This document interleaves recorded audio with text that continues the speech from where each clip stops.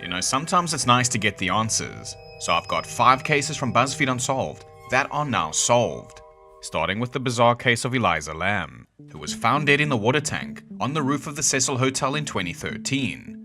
Eliza left her home in British Columbia and took a trip to California in January 2013. She posted photos to social media and was seemingly in good spirits. She then checked into the Cecil Hotel near downtown Skid Row. She was initially given a shared room on the hotel's 5th floor. However, her roommates complained about certain odd behavior, so Eliza was moved to a room of her own after 2 days. Apparently, Eliza was leaving notes for her roommates that said "go home and go away." She would also lock the door to the room and require a password for entry. During her stay at the Cecil Hotel, she would also make her way to a live taping of Conan in Burbank, but she was escorted out for disruptive behavior. Eliza contacted her parents daily while traveling up until about January 31st, 2013, the day she was scheduled to check out of the Cecil Hotel and leave for Santa Cruz. But when her parents didn't hear from her that day, they called the LAPD. Police searched the hotel to the extent that they legally could. They searched Eliza's room and had dogs go through the building, including the rooftop. The dogs were detecting scents, but they just couldn't find Eliza. Then about 2 weeks later, on February 13th, the LAPD released a video of the last known sighting of Eliza, taken in one of the Cecil's elevators. You've probably seen this video before, but in the 2.5 minutes that Eliza is seen in the elevator, she makes several weird gestures and movements. She appears to press every button on the elevator panel. She looks down the hallway, then leaves the elevator at one point while its doors remain open. When the doors fail to close after she returns, she leaves the elevator again. Now, this caused the internet to come up with theories that collectively lowered the average IQ of the human race, like demons were chasing her, or fucking ghosts, or she was playing the elevator game, which is some bullshit about an elevator taking you to a different dimension or something. But let's just come back to reality for a second. During the search for Lamb, guests at the hotel began complaining about low water pressure. Some said their water was colored black and had an unusual taste. So on the morning of February 19th, a hotel maintenance worker went up to the roof, and that's when he found Eliza's body, floating face up in the water of one of the 4 1,000-gallon water tanks on the roof that provided water to the guest rooms, a kitchen, and a coffee shop. It has since been determined that Eliza was struggling with her mental health at the time. She was diagnosed with bipolar disorder, and she was under-medicating at the time of her death. She had similar episodes before, where she went missing and even got hospitalized. As for how she got onto the locked roof, it has been proven that she could have used the fire escape. The tracking dogs even tracked her scent to a window connecting to it. And as for how she got into the tank, when the hotel worker found her, he said that the tank lid was open and not closed with the heavy lid like many people claim. It's a really sad case, but it's solved, and the conclusion is she went in herself during an episode, and unfortunately, no one was around to help her. Next up is the Lady of the Dunes. On July 26, 1974, a 12-year-old girl followed a barking dog to the decomposing body of an unidentified woman that was on a beach at the Race Point Dunes of Provincetown, Massachusetts. The crime scene was pretty graphic. Both of her hands had been severed, her teeth had been pulled out, and there was also a massive injury to her head, which crushed half of it. A blue bandana and a pair of Wrangler jeans were tucked underneath her head as she was laying on her back on a beach blanket. During the course of this mystery, her body was exhumed 4 different times in hopes to solve the case. And finally, on October 31st, 2022, the FBI announced that the victim had been identified as Ruth Marie Terry. There were quite a few suspects over the years, including a mobster named Whitey Bulger, who was known for removing his victims' teeth. There was also a serial killer operating in Massachusetts named Tony Costa, as well as a convicted murderer named Haddon Clark, who actually confessed to the murder, saying, quote, "I could have told the police what her name was, but after they beat the shit out of me, I wasn't gonna tell them shit." However, it was none of these losers. In fact, it was actually an even bigger one by the name of Guy Rockwell Muldavan. Now, I'm confident in saying that if Ruth's hands and teeth weren't removed, police would have solved this straight away. This guy was a person of interest to the police as early as 1950 already, and was suspected of killing a 28-year-old truck driver named Henry Lawrence Red Baird, as well as kidnapping his 17-year-old girlfriend, Barbara Jo Kelly. Baird's body was discovered face down on the beach near Table Bluff the morning following his disappearance. He was shot in the back of the head. He only had socks and shoes on, and nearby Barbara's clothes were found carefully folded and tucked underneath beds. No trace of Barbara herself could be found, and she has never been seen or heard from since. It is thought that whoever shot Baird had kidnapped her. Then on April 1st, 1960, Maldavin's second wife, Manzanita Ryan, as well as her daughter from a previous marriage named Dolores, both mysteriously disappeared while they were living in Seattle. Investigators found dismembered human body parts in Maldavin's septic tank, but were unable to prove that they were from either of the missing women. Maldavin then fled Seattle, but was arrested by the FBI and charged with unlawful flight to avoid giving testimony into their deaths. Interestingly, he was never charged for anything, since the King County prosecutor was reluctant to do so without a body. Now, after the Lady of the Dunes was identified, the police discovered that Ruth Marie Terry had actually been married to, you guessed it, Guy Rockwell Maldavin. The couple got married sometime in 1973 or 1974 and were busy traveling for their honeymoon after the wedding. But when Maldavin came back home without Ruth and he was driving her car, witnesses at the time said Maldavin indicated to them that Ruth had died. But when Ruth's brother tried to find out more, Maldavin apparently just told him that he had a fight with her during the honeymoon and he never heard from her again. Maldavin then moved to Chihuahua, California, to a small community near Salinas around 1976. He would then retire in 1985 from his job as an executive vice president of a silver store in Rodeo Drive, Beverly Hills, and die of a lengthy illness in Salinas, California on March 14, 2002. So despite all the awful things he did, he seems to have undeservedly lived a nice life.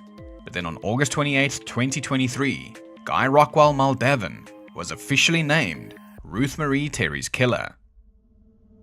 Next up is the Forrest Fenn treasure, which was a cache of gold and jewels that Forrest Fenn, an art dealer and author from Santa Fe, New Mexico, hid in the Rocky Mountains of the United States. The value of the chest was estimated to be as high as $2 million. He wrote a poem to act as a clue, which led tens of thousands of people to the Rocky Mountains in search of riches and adventure. Pretty awesome, until people started dying.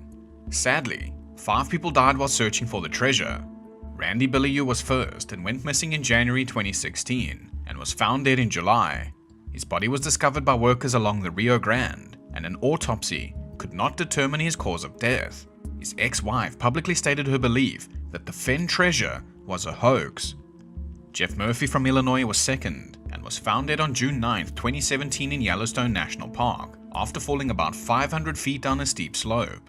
Later that same year, the third victim, Pastor Paris Wallace of Grand Junction, Colorado, was found about 5 to 7 miles downstream along the Rio Grande after telling his family he was gonna go out and find the treasure. The fourth victim was Eric Ashby, who moved to Colorado to search for the treasure full-time and was found dead in the Arkansas River on July 28, 2017. And the fifth and final victim, Michael Wayne Sexton, was found dead by rescuers on March 21, 2020, alongside his companion Stephen Inlow, who later recovered in hospital. The pair were discovered within 5 miles of a site that they had been rescued from a month earlier, near the Dinosaur National Monument along the Utah-Colorado border. So this led the chief of the New Mexico Police to publicly implore Fenn to end the treasure hunt, stating he's putting lives at risk. While one dude stepped up to put an end to the hunt once and for all by actually finding it. On June 6, 2020, Fenn posted on the searcher blog Thrill of the Chase that the treasure had finally been found, saying, quote, "It was under a canopy of stars in the lush forested vegetation of the Rocky Mountains and had not moved from that spot where I hid it more than 10 years ago. I do not know the person who found it, but the poem in my book led them to the precise spot. I congratulate the thousands of people who participated in the search and hope they will continue to be drawn by the promise of other discoveries. So the search is over." Now, the identity of the finder, the photograph of the goods, and the location of the treasure were not revealed at the time, but on July 22nd, Fenn stated on the Thrill of the Chase blog that the treasure's finder had authorized him to disclose the location in the interest of closure for its many searchers. The treasure had been hidden in Wyoming. However, in December 2020, Jack Stoof, a medical student from Michigan, and who actually used to be one of the writers of BuzzFeed Unsolved. So good for him. I mean, he was probably inspired by the episode they did on it to go out and find it, but he came out and revealed that he was the one who found it and went public with his identity by doing an interview. Due to safety reasons, he would have preferred to stay anonymous, but a lawsuit was expected to reveal his identity anyway. Now, I'm not entirely sure what lawsuit he's referring to, and full disclaimer, I could be wrong about this, but I think it might have something to do with a French treasure hunter Karen who filed a $10 million lawsuit against Fenn's estate in July 2021. According to Karen, he had determined that the treasure was hidden in southwestern Colorado. He then informed Fenn of his solution and began making preparations to retrieve it. However, COVID happened and he couldn't go out and search for it, and then Fenn announced soon afterwards that the treasure had been found in Wyoming. Karen claimed that Fenn took advantage of the delay to move the chest from Colorado to Wyoming, using the point that its exact final location had not been specified by Jack Stoof or any of Fenn's relatives. Unsurprisingly, this lawsuit was dismissed. Karen then tried to file another one and reopen it, but they said no. Listen, fuck up, get out! The collar bomb incident. On August 28, 2003, pizza delivery man Brian Douglas Wells entered a PNC bank in Erie, Pennsylvania.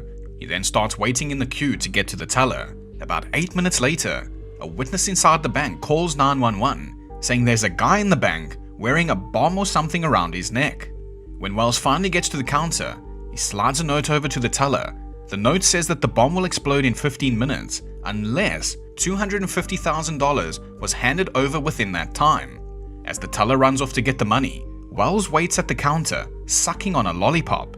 When the teller came back, she handed him a bag of money, which only had $8,702 in it because she was unable to access the vault that quickly. According to the witnesses, as Wells left the bank, he swung his cane gun and the bag of money around like Charlie Chaplin.